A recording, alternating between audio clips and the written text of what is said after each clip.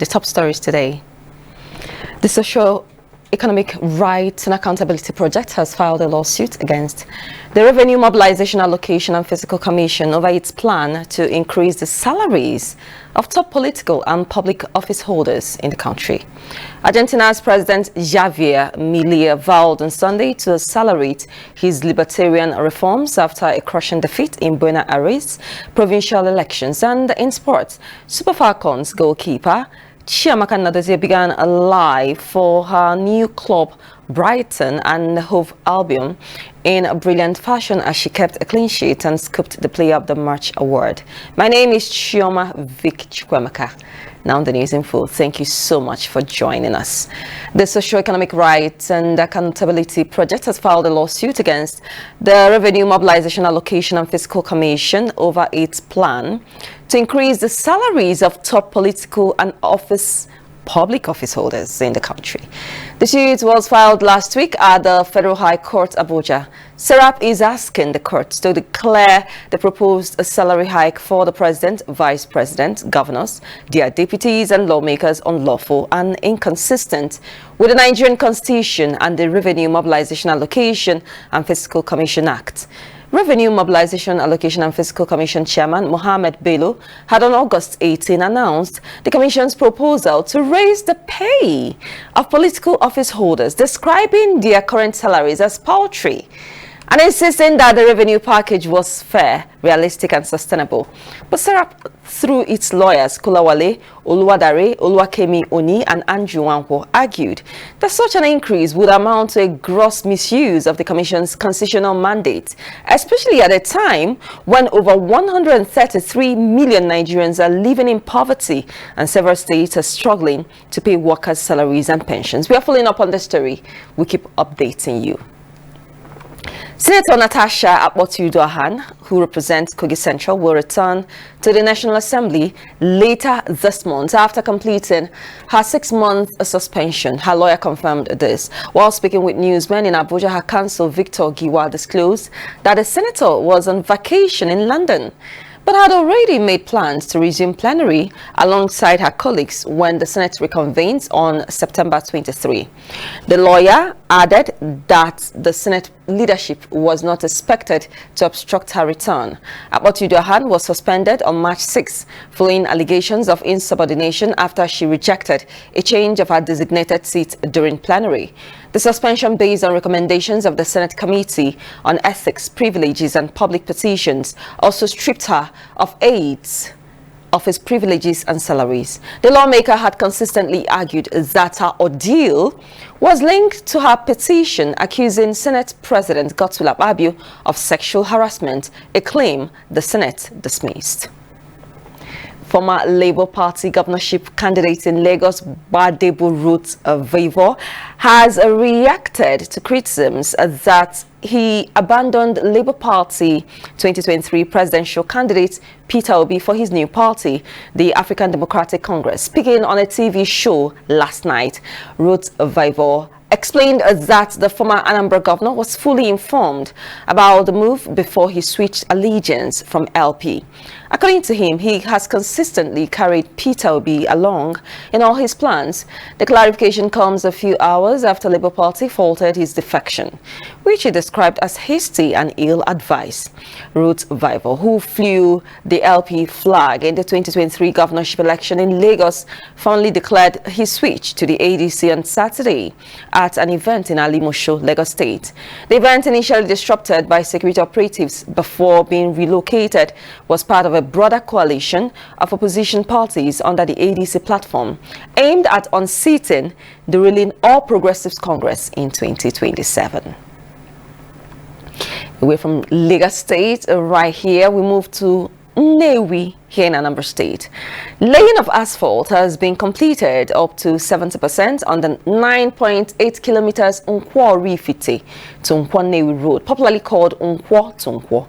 The asphalt, which commenced from the Nnewi axis of the road, has been completed on both sides of the road up to Ifito-Rifite axis, while a portion of the road from Ifito-Rifite has been asphalted and laying of stone base ongoing on another portion of the road on the same Ifite-Orifite axis. Speaking on the development, some indigenes of Orifite explained that they were happy when they saw heavy-duty equipment on the road and when work commenced in earnest on the road, which they said was previously in a very bad condition until Governor Soludo's intervention. The project manager, Engineer Fahad Al-Sheikh, who explained that they started work in February this year, said that they have completed 100% drainage work on the road with maintenance of existing drainage channels, which has reached over 85% completed, promising to hand over the job by the end of the year. The federal government at the weekend said plans were underway to tackle post-harvest losses, currently estimated at over 3.5 trillion naira. To achieve this, the government unveiled the Nigeria Post-Harvest Systems Transformation Program NiPHaST to tackle the problem with a view to promoting food production and preservation. The Minister of Agriculture and Food Security, Senator Abubakar Kyari, who disclosed these at the Nigeria Legacy Program organized by the Africa Food Systems Forum in partnership with the Alliance for a Green Revolution in Africa in Dakar, Senegal, said in a statement issued by the ministry. He explained that NiPHaST unveiled became imperative to ensure a resilient, efficient and inclusive post-harvest handling and storage system that reduces losses, enhance incomes as well as achieve food sovereignty. According to him, NiPHaST would stabilize food prices, ensure availability, accessibility, affordability of stable food, improve storage system as well as achieve national food sovereignty.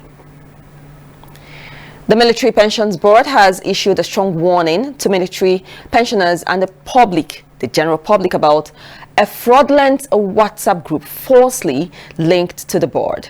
In a statement signed by its public relations officer, squadron leader Aliyu Muhammad, the MPB clarified that it has not created any official WhatsApp group for pensioners or veterans. Muhammad described the group, which carries the MPB logo, as the handwork of unknown individuals seeking to mislead and potentially defraud unsuspecting members of the public. The spokesman further stressed that the MPB communicates strictly through verified and official channels, including its social media pages, press releases and recognized communication lines and channels. The board reassured military pensioners of its unwavering commitment to their welfare and urged them to always seek clarification only through official contacts whenever in doubt. The Minister of Labour and Employment, Muhammadu Dingyadi, has summoned the management of Dangote Group and the leadership of the Nigeria Union of Petroleum and Natural Gas Workers, NUPENG, to an emergency meeting today in a frantic effort to halt the planned nationwide strike over alleged anti-union policy, among others. The summons came against the backdrop of the oil workers' plan to begin a nationwide strike today, which is already endorsed by the Nigeria Labour Congress, NLC. The union alleged that Dangote Refinery pays one of the lowest wages in the oil and gas sector in Nigeria today and treats its staff beneath acceptable standards. It warned that its latest recruitment condition barring drivers from joining any oil and gas union was a violation of Section 40 of the Nigerian Constitution, the Labour Act and the ILO Conventions 98 and 87. Away from that story, we move away from Nigeria right now. Argentina's President Javier Milei vowed yesterday Sunday to accelerate his libertarian reforms after a crushing defeat in Buenos Aires provincial elections. The 54-year-old economist has slashed public spending, dismissed tens of thousands of public employees and led a major deregulation drive since taking office in December 2023. He acknowledged his party's clear defeat by the center-left Peronist movement in the elections to the legislature of Buenos Aires province, the country's economic powerhouse. A deflated-sounding Milei admitted to unspecified mistakes which he vowed to correct, but said he would not be swayed 1 millimeter from his reform agenda. With 91% of the votes counted, the center-left Fuerza Patria coalition had taken over 47% of the vote against nearly 34% for Milei's ruling La Libertad Avanza, official results showed. Now we move to the interesting world of sports, where Super Falcons goalkeeper Chiamaka Nnadozie began life for her new club Brighton and Hove Albion in brilliant fashion as she kept a clean sheet and scooped the Player of the Match award following her team's goalless draw in their 2025-26 Women's Super League opener against a visiting Aston Villa on Sunday.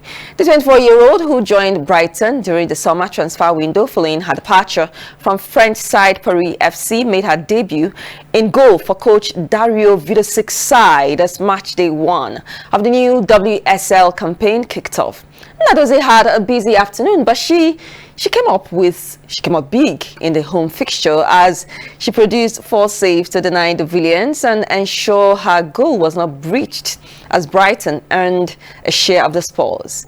She also led 46 touches throughout the entire 90 minutes of the fixture, which saw her pick up the Player of the Match accolade in her very first official outing in the English Women's Top Flight Division. A big congratulations to her. With that story on Chiamaka Nnadozie, we wrap it up on today's this hour's news story. A quick reminder: the Socio-Economic Rights and Accountability Project has filed a lawsuit against the Revenue Mobilization, Allocation and Fiscal Commission over its plan to increase the salaries of top political and public office holders in the country.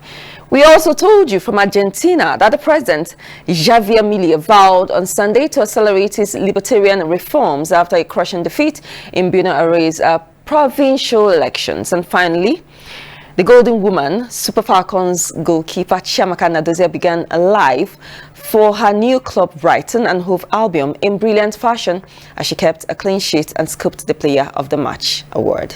Many thanks for joining us today on News Hour, this hour on TV Sapienza. My name is Chioma Victor. Thanks for watching, and most importantly, it's been raining since today from whichever part of the country, especially I'm talking about Nigerians. Kindly be safe and keep warm. Do have a great time. Good afternoon.